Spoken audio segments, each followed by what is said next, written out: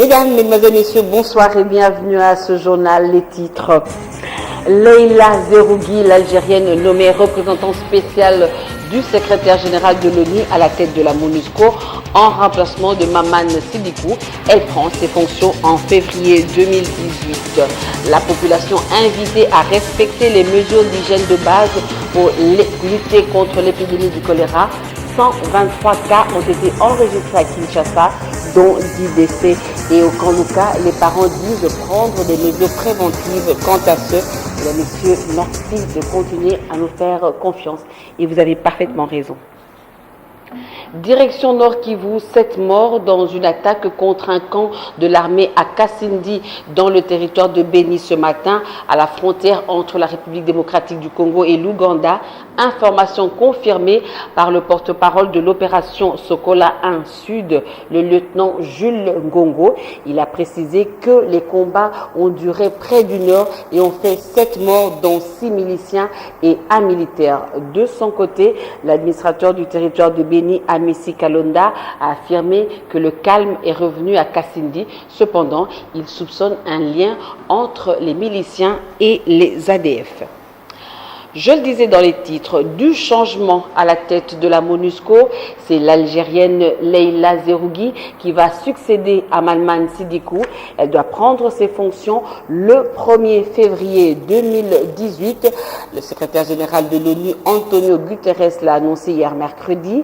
Juriste de formation, spécialisée dans les droits de l'homme, la diplomate algérienne Leïla Zerougui est âgée de 61 ans, un profil jugé moins opérationnel. C'est elle qui devra présider à la destinée de la mission des Nations Unies au Congo-Kinshasa. Le terrain congolais ne lui est pas inconnu. Leïla Zerougui a été adjointe de la mission de l'ONU en RDC en 2008 et 2012 avant d'être nommée représentante spéciale pour les enfants et les conflits armés pour les Nations Unies. Mais la diplomate arrive dans un contexte difficile. Maman Sidikou quitte la mission alors que celle-ci subit la pire des attaques de son histoire, entraînant la perte de 14 soldats tanzaniens tués dans la base de Semluki au Nord Kivu dans des circonstances floues. Retour à Kinshasa, marche pacifique du comité de laïcs catholiques annoncée pour le 31 décembre.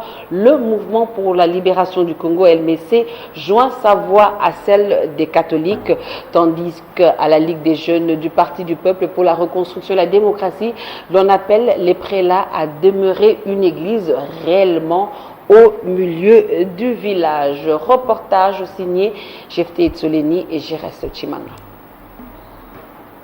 Le mouvement de libération du Congo prendra part à la marche du 31 décembre prochain.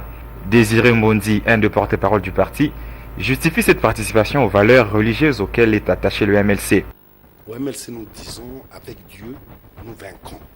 Ça veut dire que tout ce qui est en rapport avec les vertus divines nous intéresse et nous suivons cela. Les militants sont d'abord chrétiens.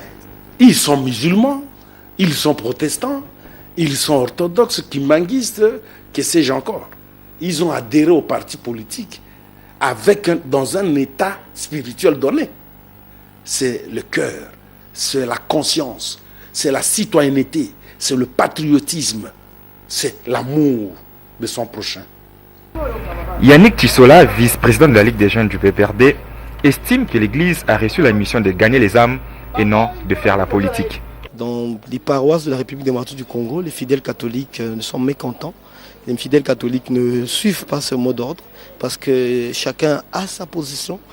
À l'église, on n'y va pas pour faire de la politique. À l'église, on y va pour rechercher le royaume des cieux. À l'église, on y va pour hériter le royaume des cieux, pour être prêt lorsque Jésus viendra nous enlever. Le plus grand rendez-vous du peuple, c'est le rendez-vous du 23 décembre 2018 où nous irons aux élections. Nous avons un calendrier clair qui fixe les échéances. On vient de promulguer la loi électorale. Nous avons droit vers les élections. Nous allons vers les élections. Et le peuple voudrait aller aux élections parce que le peuple a soif, le peuple a l'appétit de pouvoir renouveler les assemblées provinciales, pouvoir renouveler les institutions. Je le disais également dans les titres en santé, épidémie du choléra en République démocratique du Congo. 123 cas ont été enregistrés depuis le 27 novembre à Kinshasa, dont 10 décès. L'annonce a été faite hier par le ministre de la Santé publique, Oli Ilunga. Il invite la population à respecter les mesures d'hygiène de base. La suite en images. Le premier cas de cette épidémie à Kinshasa a été signalé dans l'aire de santé Lonzo, au quartier Kanluka, dans la zone de santé Binza Météo. Un homme d'une trentaine d'années est décédé de suite du choléra. Le ministre de la Santé, Oli Ilunga, a insisté sur le fait que Kinshasa n'est pas une zone endémique de choléra.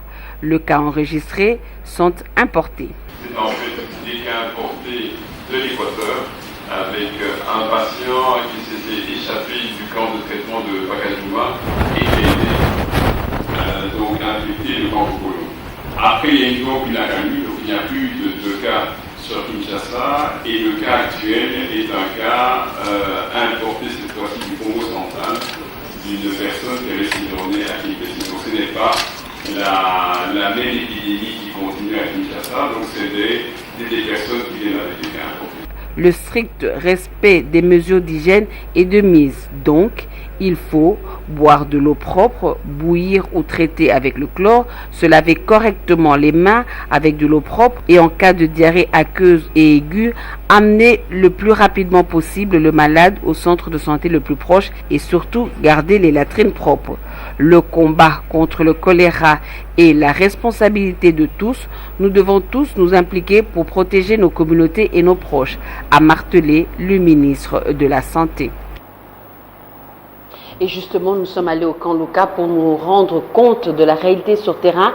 La nouvelle du choléra est très répandue dans ce coin de la capitale. Les parents assurent avoir pris des précautions pour mettre hors de danger les membres de leur famille. Entre-temps, le centre Aprodi accueille pas moins de 20 victimes de cette épidémie par jour. Constat au Kanluka par Rachel Kitsita et Doudou Kasuba. Nous avons quelques petits soucis techniques, mais nous y reviendrons au cours de ce journal. Poursuivons l'actualité. Cela n'arrive pas tous les jours. Une ambiance de fête a régné ce jeudi à la place Le Château au centre-ville. Piero Yaka, cambiste de son état, a créé un marché de circonstances. Il a vendu à ses collègues de quartier d'environ 30 vaches. L'initiative vise à inciter les changeurs de monnaie à diversifier l'économie. Élisée Manfou et Eric Alambay pour le reportage. Sur la place Les Châteaux, les bonnes affaires sont au rendez-vous pendant cette période des fêtes. On y lie l'utile à l'agréable. Outre l'échange des monnaies, certains cambistes sont dans l'agriculture et l'élevage. Pour preuve, un de leurs a mis à la disposition de ses collègues 30 vaches, dont 3 ont été vendues ce jeudi. Une mini-boucherie où des cambistes sont venus s'approvisionner en viande fraîche.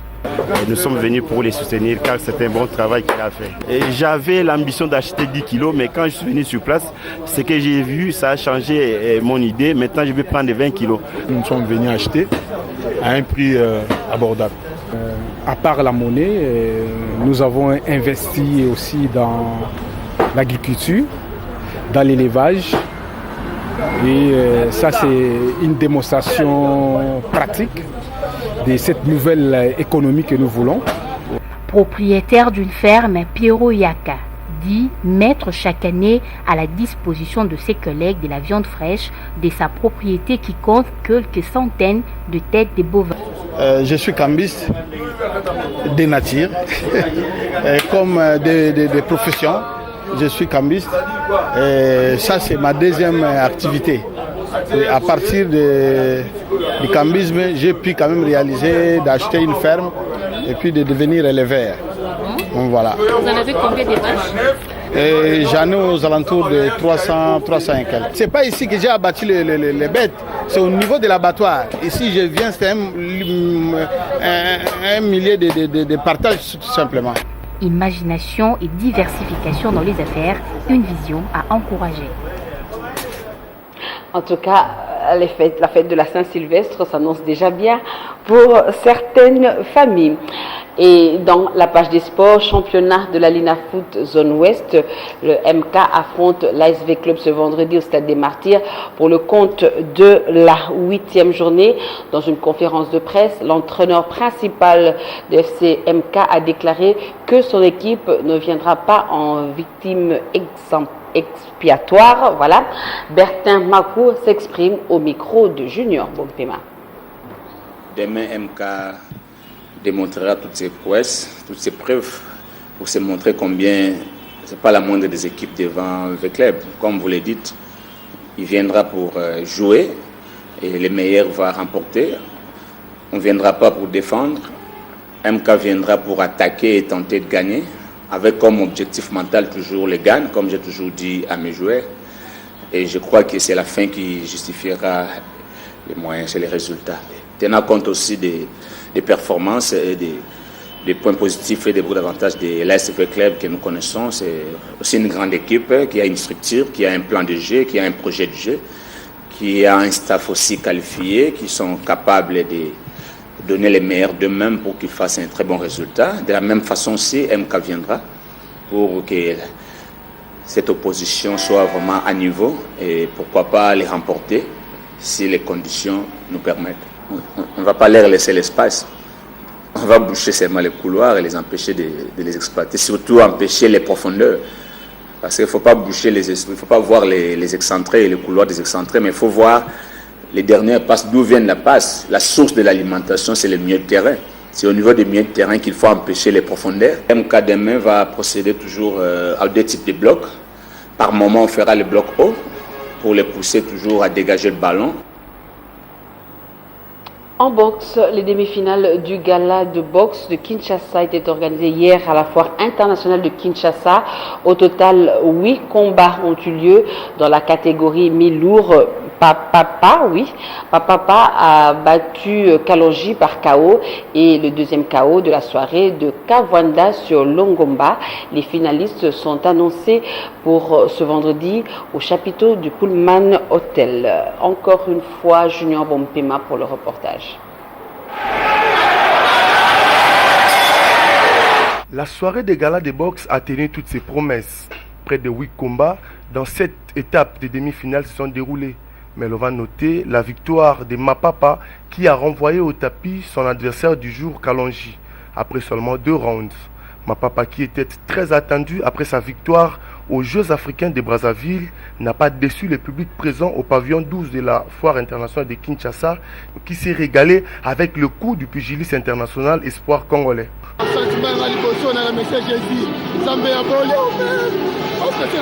Je remercie bien car je lui ai demandé le KO, il me l'a accordé. Après 4 ans de trêve, que cela m'arrive le tout premier jour de ma reprise, je dis encore merci au Seigneur.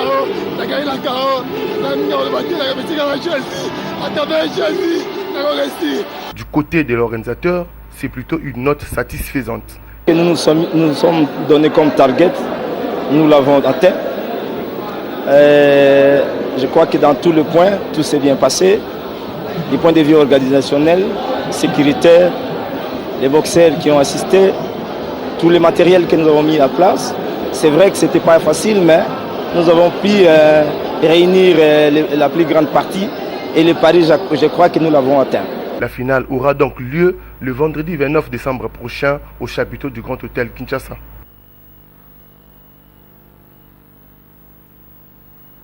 Voilà, c'est bien le boxeur Mapapa qui a battu Kalonji. Je le disais tout à l'heure, nous allons revenir sur la sensibilisation sur le choléra et nous sommes allés au camp Luka pour nous rendre compte des réalités sur terrain.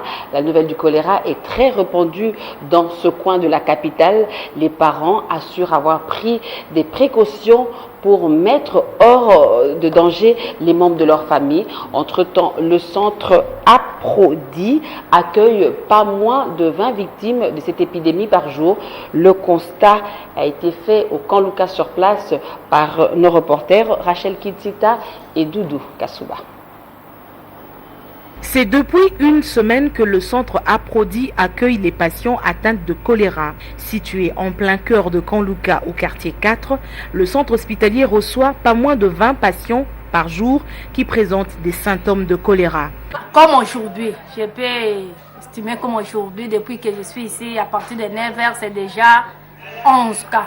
Est-ce que déjà un patient est décédé ici parce qu'il est arrivé dans un... En retard, si. Au courant de cette semaine, c'est déjà 2 patients. Un papa et une maman.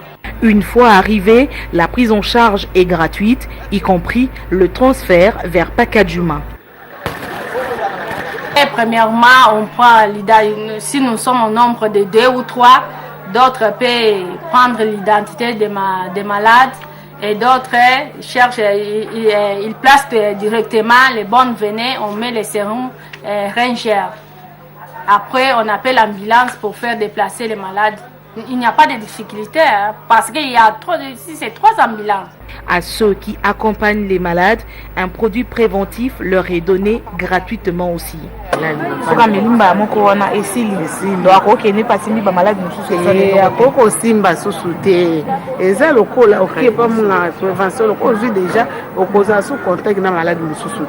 Et si en termes des médicaments et autres intrants, le problème ne se pose pas, les agents de relais, eux, ne baissent pas les bras. De porte à porte, ils sensibilisent depuis le 12 décembre, après que le premier patient soit décédé le 10 décembre.